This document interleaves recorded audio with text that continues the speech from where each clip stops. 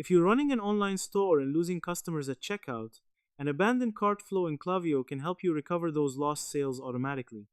In this video, I'll show you exactly how to set up an abandoned cart flow in Klaviyo step by step. By the end of this tutorial, you'll have a working automation that reminds customers to complete their purchase. First, log into your Klaviyo account and go to the Flows section. This is where all your automations are managed. Click on Create Flow and from the templates, select Abandoned Cart.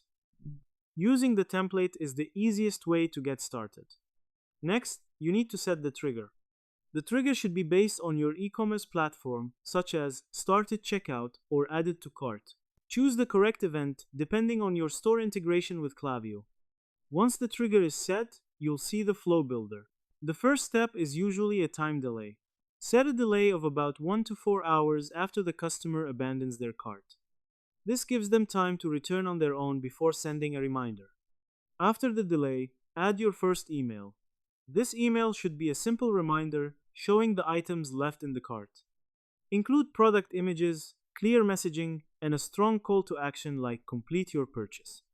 Next, add another delay, usually 24 hours, and create a second email. In this email, you can add urgency by mentioning limited stock or high demand. You can also add a third email after another delay. This one can include an incentive like a discount code or free shipping to encourage the customer to complete the purchase.